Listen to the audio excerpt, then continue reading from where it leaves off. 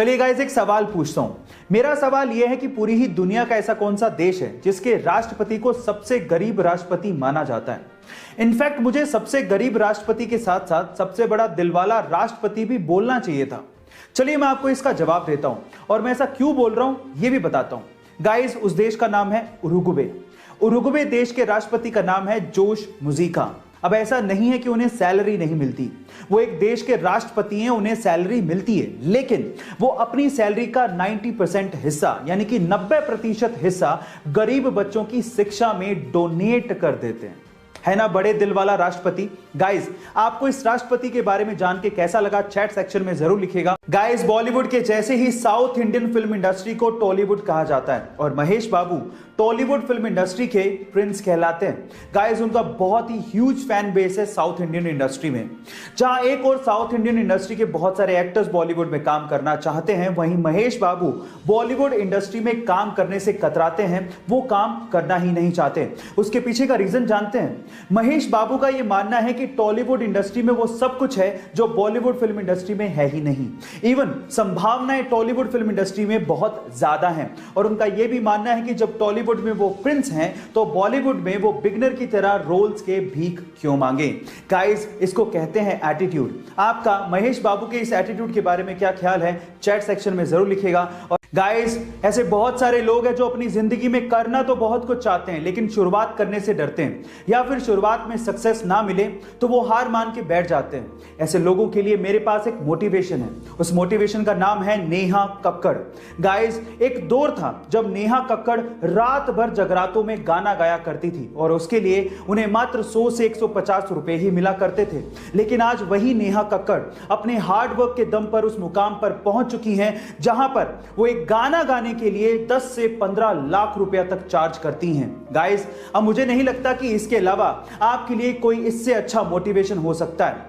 Guys, हार मत मानिए, हार्डवर्क कंटिन्यू रखिए, क्या पता एक दिन किस्मत के दरवाजे आपके लिए भी खुल जाएं। लोगों ने मूवीज में सुपर हीरो को तो प्लेन को लैंड कराते हुए और पैसेंजर्स की जान बचाते हुए देखा होगा, लेकिन रियल लाइफ में भी एक ऐसा इंसिडेंट हो गया जो किसी मूवी के स्टंट से कम नहीं था।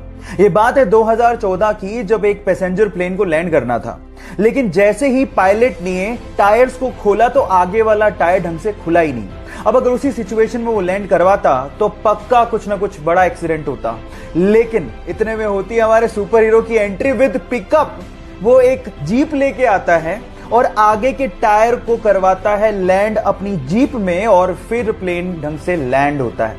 ये घटना किसी स्टंट से कम नहीं है। बहरहाल, उसने अपनी जाबाजी से बहुत से पैसेंजर्स की जान बचाई, तो इस बंदे के लिए 1 लाइक तो बनता है।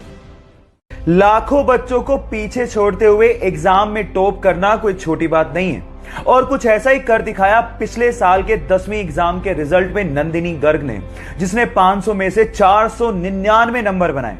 अब उसकी सक्सेस के पीछे टोटल 5 रीजंस हैं जो उसने शेयर किए। नंबर 1, एनसीईआरटी से अच्छा बुक है ही नहीं, बहुत ध्यान से पढ़ो। नंबर 2, 5 से 6 घंटे का रेगुलर स्टडी जरूर करो और जो नॉन प्रोडक्टिव काम है उन्हें छोड़ दो। नंबर 3, रिवीजन सबसे इंपॉर्टेंट है, यही है सक्सेस का असली मंत्र। नंबर 4, एग्जाम में लिखने का तरीका ठीक से रखना बहुत ज्यादा जरूरी है, क्योंकि काफी बार हमें बहुत कुछ आता है लेकिन लिख ही नहीं पाते। और नंबर 5, हर एक क्वेश्चन के लिए टाइम डिसाइडेड होना चाहिए। ऐसा नहीं कि हमें ज्यादा आता है तो हम लोग टाइम का ध्यान ना रखें। सो ये 5 रीजंस हैं जिसकी वजह से उसने टॉप किया। आप इन रीजंस को अपना के टॉप कर सकते हैं। मुझे आज भी याद है कि सन 2014 में दिल्ली का एक साधारण सा लड़का रातों रात सेलिब्रिटी बन गया था। कोई भी न्यूज चैनल खोल रहे थे, उसका इंटरव्यू आ रहा था, उस पे मेम्स बन रहे थे। रीजन क्या था? रीजन था सीबीएसई 12th बोर्ड का रिजल्ट। उसने ओवरऑल 12th में टॉप किया था। नंबर आए थे 500 में से 498। उसके फिजिक्स में, मैथ्स में, केमिस्ट्री में और इकोनॉमिक्स में 100 में से 100। बंदे के 2 नंबर कटे इंग्लिश में। लेकिन उस बंदे से ना आप कुछ सीख सकते हो। टॉपर की स्ट्रेटेजी क्या होती है? नंबर 1, उसने पूरे साल तैयारी की। नंबर 2, पेरेंट्स का कोई दबाव नहीं था, लेकिन बंदे ने रिस्पॉन्सिबिलिटी उठाई और अच्छे से पढ़ाई की। और नंबर 3, उसने ऐसा नहीं था कि सिर्फ पढ़ाई ही की, उसने अदर एक्टिविटीज में भी बराबर पार्टिसिपेट किया। तो मेरा आपसे एक सवाल है, क्या आप पूरे साल भर से तैयारी कर रहे हो या रात भर में ही लगे हो? जवाब देना मत भूलिएगा।